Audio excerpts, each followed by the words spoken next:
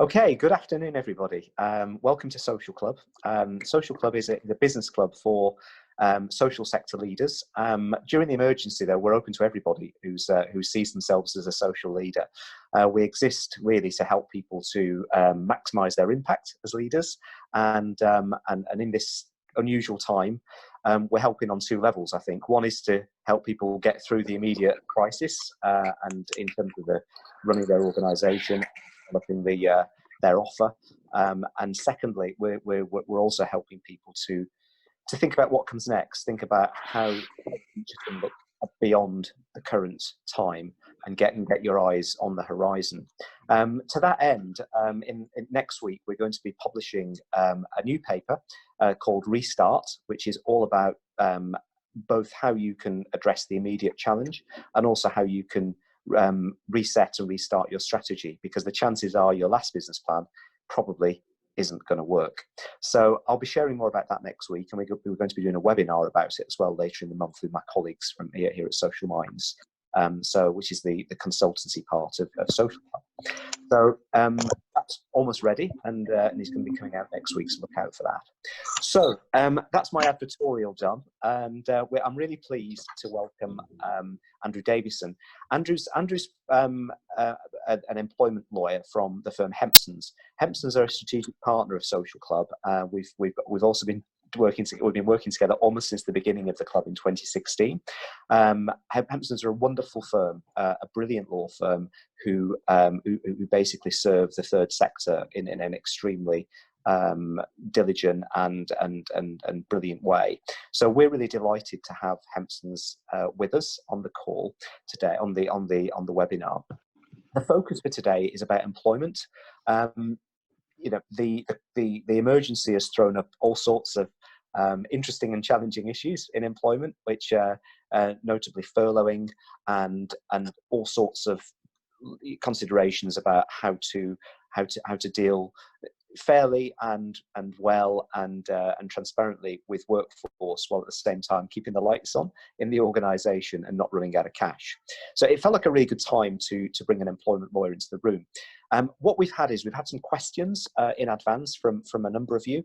So what I'm going to do is I'm going to give Andrew just a chance to make a few reflections, because he's a lawyer facing right into this at the moment. Then after that, we've got a number of questions which you've kindly sent in, which I'm going to basically turn to in sequence to offer to Andrew as well, which he's had a chance to look at. So we're going to be quite organised today, and once that's done, then we can open it up a bit more. So I hope that's helpful, and Andrew, I hope that was a reasonable introduction, and I'm going to hand you the stage. Andrew Davidson, welcome. Thank you, Craig. That was very kind. Thank you for those kind words. Can everybody hear me okay? I take it they can. Yeah. Good. Excellent. I haven't got my mute button on, which is often what I do on webinars, so at least you can hear me. Good. Well, I mean, as Craig says, these are strange days indeed for all of us, I think, and employment lawyers are no different in that. I mean, I'm the national head of employment at Hempsons, and we've seen across the whole country an increase in all sorts of unusual queries, as you would expect. And I mean, I'm advising employers to do things that, outside of this current crisis, they would never have contemplated. And, having to do things which ordinarily in the normal run of things might be risky and might involve all sorts of chances of litigation, but really things that they have no choice over, because they've got to save money, they've got to make some cost savings, they've got to do things that otherwise they wouldn't do. So it is a strange time indeed. So I'm going to talk about some of the things that we see in practice. I'm going to focus on furlough leave in particular and the implications for businesses and how that works, and the scheme is changing all the time. So a little bit about furlough leave, a tiny bit about SSP, statutory sick pay, and how that works. An overview of redundancy, because I think that redundancy is something that unfortunately a lot of organisations are going to have to look at in the future. And then finally, at the end, just something on my part about employee relations and the impact it's having on employee relations generally. And then, as Craig says, we'll have some time for, well, hopefully plenty of time for questions at the end. So I'll start with furlough. Up until about 4 or 5 weeks ago, I wasn't alone, I don't think, in not understanding what furlough even meant. So because it's a term that's used in other jurisdictions, the UK has never really had anything called furlough before. And all of us as employment lawyers have struggled to try and understand what it means and how it works in practice. The way to think about furlough and furlough leave is that in essence, all it is a grant from the government in relation to staff costs. That's what it is. That's what it comes down to. And one of the things that's been frustrating for employment lawyers, and certainly for employers as well, is that the guidance has been updated on several occasions. So we're on our third iteration of the guidance. And one of the things that's unusual about furlough is that all of it is guidance. And what I mean by that is there is no legislation behind this. There is reference to it in the coronavirus bill, which has become the Coronavirus Act, but there is nothing which governs this by way of legal statute. This is all about guidance.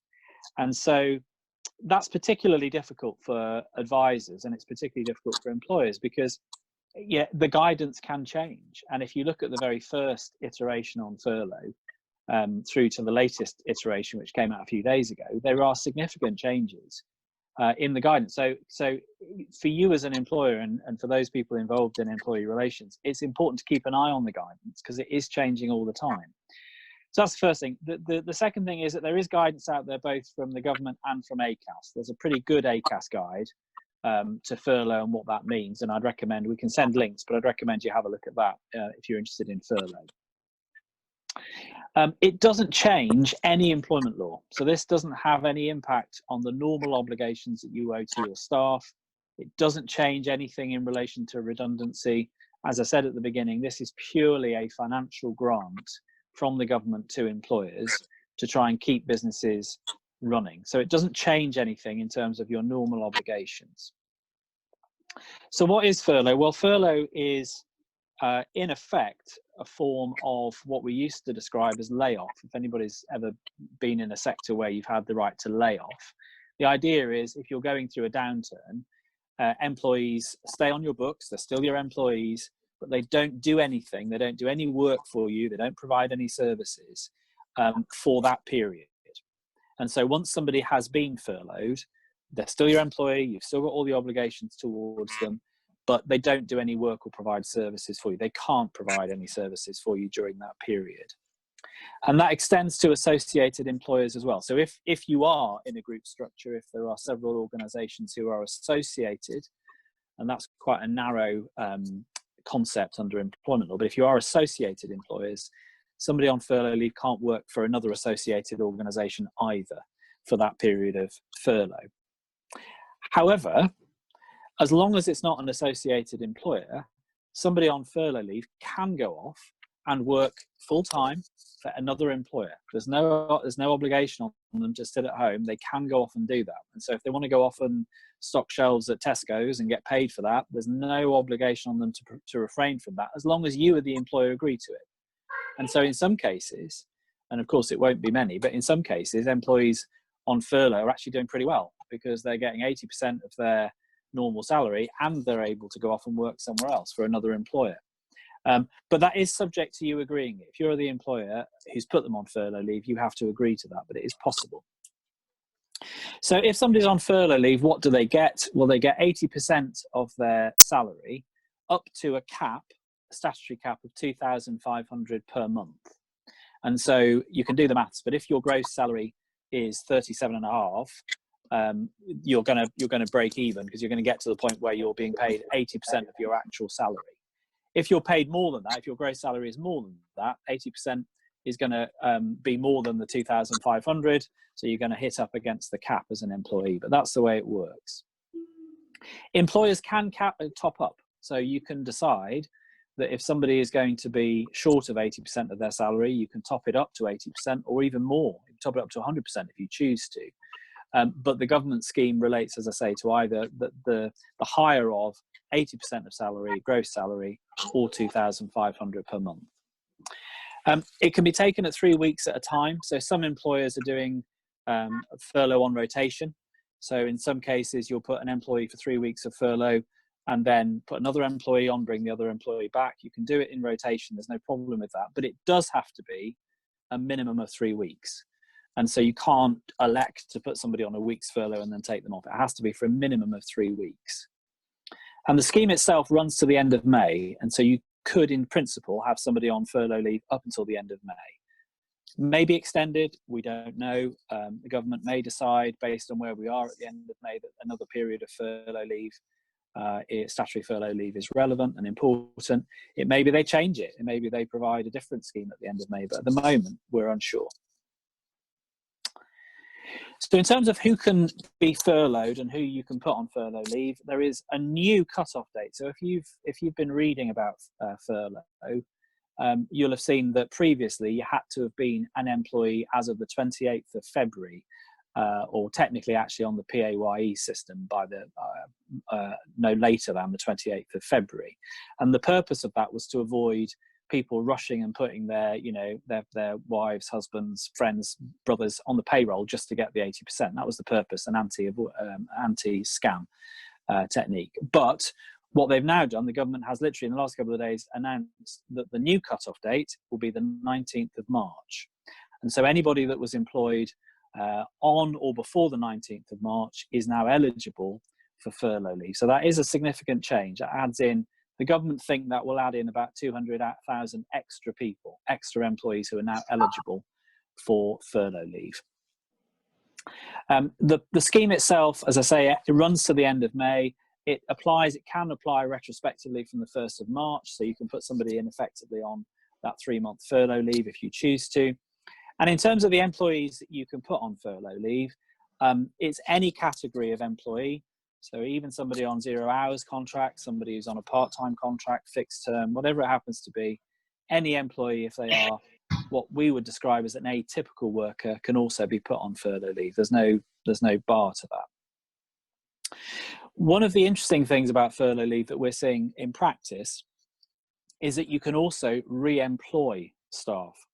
So if somebody has been dismissed but was on the payroll as of the 28th of February, as it was now the 19th of March, you can in theory re-employ them to put them on furlough leave. And we've had a few queries around that particular issue. It's not straightforward because you're still re-employing somebody that otherwise would have left your organisation. So, what's in it for you as the employer to do that? But in some cases, you may seek to do that. You may choose to do that. We'll get into, I'm sure, in some of the questions, shielding and people staying at home for all sorts of other reasons. But it is important to realise that furlough is not compatible with sick leave. So if you're at home because you're on sick, you can't have both furlough and sick pay. So if you're at home and you're getting SSP, and I'll say something about that shortly, you're not eligible for furlough at the same time. Having said that, you can shift people onto furlough leave. And so if it's better for you as an organisation and they choose to do that, you can come off sick pay and then go on to furlough leave at any point. That's their choice and your choice. Employees that are shielding can be furloughed. And so if somebody's at home for their own protection, they've decided that they're vulnerable, they've been told they're vulnerable and they stay at home because they're shielding, they can also be furloughed. And so in some cases, it may be better for both you and them to decide to do that and agree to do that. And move away from what other payment forms they were on before. Just finally, I want to say something about the process. It's important to remember that all of this must be by agreement. You cannot, as an employer, you cannot just put somebody unilaterally on furlough leave. This has to be an agreed variation to their contract. So they have to agree to it. And if they agree to it, that agreement must be in writing. Must be clear about how it's going to work. So you must be express about how long it's going to go on for and that it's subject to the government scheme. The ACAS website, if any of you are thinking about furlough, the ACAS website has a template furlough letter. So you can use that as your starting point at the very least, and then give it out to those employees that have agreed to go on furlough leave. But it is by agreement. It's not something you can impose. And then finally on furlough, we've had a lot of questions around consultation and whether or not for employees that are going to be furloughed, whether you've got a statutory obligation to consult with them. And the answer is, in itself, no. So if all you're doing at this time is trying to get agreement with employees that they go on furlough leave, you have no obligation to consult with them as such. Now, of course, good practice, how are you going to get to a point where you reach agreement if you don't talk to them? But there is no statutory obligation to consult. Where there is a statutory obligation to consult would be if the alternative, and you're very clear about this, the alternative to furlough is definitely redundancy. So if you're facing a situation where the alternative is that, there's no other alternative from your organisation's point of view, you may well have an obligation to collectively consult. I'll say something about that later on, but you may well have an obligation. But that's in relation to the redundancy proposal, not the furlough proposal. That was a quick run through, so I'm sure there may be questions about furlough. I know some of the questions we've had already relate to furlough, so we'll come back to that. But I just wanted to say a few things before I wrap up on this section. Firstly, SSP, statutory sick pay. The rules have changed in the context of COVID, so that there is now a wider category of employees who are eligible for statutory sick pay. Statutory sick pay is all about incapacity. And so without these changes, people that were at home, for example, having, either self-isolating because they live with somebody with the symptoms, or if they have very mild symptoms, under the old rules, under the former regulations, they wouldn't be eligible for sick pay. But that's all changed. So there's been a change so that there are three situations in essence where you're eligible now for sick pay where you otherwise wouldn't be. First of all, where you've got symptoms and you're staying at home for 7 days, beginning with the day on which the symptoms begin. So you're staying at home because you've got mild symptoms. Secondly, where you live with someone who's self-isolating because they've got symptoms and you're staying at home for the 14 days, which is the government recommendation. Or thirdly, where you are self-isolating because a member of your family or a member of your household is showing symptoms and then you develop symptoms. So in those three situations, either you've got symptoms, somebody you're living with has got symptoms, or a combination of the two. You've been at home because of isolation for another member, and you then have symptoms yourself. So in those situations, you are eligible for statutory sick pay. And the other thing to be mindful of is that the government will pay statutory sick pay for employers with 250 or fewer employees for the first 14 days. So the 14 days of statutory sick pay will be paid by the government. Final points, annual leave. We have had a series of questions about annual leave and how it works with furlough. The very unsatisfactory answer to that question is nobody really knows. And there are a series of discussions which, if you're geeky enough or you have too much time on your hands, you can go off and listen to, but there are a series of discussions amongst employment lawyers about whether or not you could take annual leave at the same time as your furlough leave. It appears, and I think this is probably the right position, but you have to keep an eye on guidance. It appears to me that you can take annual leave, so employees can elect to take annual leave during furlough without risking not being paid by HMRC. But you probably, and I don't like saying probably because, typical kind of employment lawyer type phrase, but probably you would have to pay them for their annual leave at full salary rather than the 80%. But none of the guidance deals with that point, I'm afraid, and we're hoping that it will be clarified, but at the moment, not so. The other point about annual leave, which some of you may have seen, is that if you're an employee and you're unable to take annual leave, I'm talking here about statutory annual leave, so the working time regulations leave. If you're unable to take it, it wasn't reasonably practicable for you to take it because of COVID, you can carry it over for up to 2 years. So you can carry your annual leave over into the next couple of years of annual leave years. I think, and some of you may have different circumstances, but I think this is likely to be a very uncommon thing, except for those people that are directly on the front line. Because if you think about it, in most cases over that period of time, it will be reasonably practicable for employees to take their annual leave and not carry it over for 2 years. So I think it's unlikely to affect many of you, if any of you, but it is a thing, so you ought to be aware of it. I said I'd say something very briefly just about redundancy, because that may well be something which is unfortunately going through your minds. And I just wanted, I suppose, to give you a very quick checklist almost of considerations. The first thing is, is there a redundancy situation? That's always the first question for a tribunal.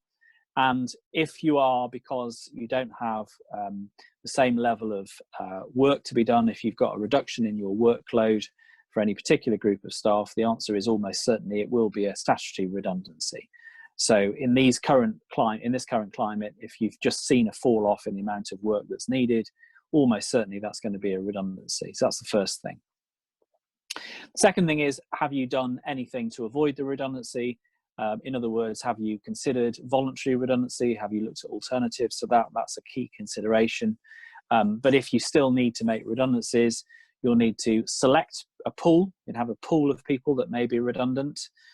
In some cases, those people may be self-selecting because there's only one person doing that role. In other cases, you may have to select from a group of people. So that's the second issue. Pool people, look at selection. How do we select people for redundancy? And then finally, look at suitable alternatives. Now, if you are a small organization, that may be a fairly academic point, because it may be that, frankly, there aren't any alternatives and you've got to make redundancies and that's the end of it. But there is an obligation to at least consider alternatives before you get to the point of dismissal. And then the final thing on redundancy before we move on to employee relations very briefly is just be mindful, and I can talk about this in as much detail as you want, but just be mindful that if you are thinking about making a large-ish number of employees redundant, so in other words, 20 or more within a 90-day period, you have a collective consultation obligation. So not just to consult with individual employees, but a wider obligation to consult with their representatives. I can talk about that if that's relevant, and we have some questions on that. I can talk about that, but I didn't want to go into huge detail. And then finally, employee relations, just making, I suppose, some fairly obvious points, but given that so many of us are now remote working, given that so many of us are not going to be in the same location, I think it's important that you look at alternative ways of resolving what I would describe as normal employee relations issues.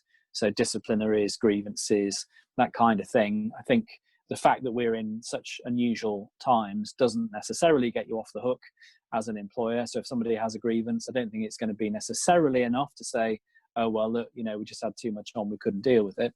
Tribunals will be very sympathetic, and I think they'll be understanding of the position you're in, but don't worry about using alternatives such as Zoom, such as Skype, to deal with normal employee relations issues. That's what we're finding in practice.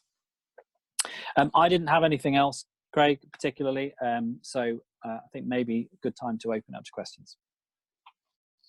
Andrew, thank you very much for that very that very wide-ranging and brilliant overview of a wide range of things. Really great start. Thank you indeed.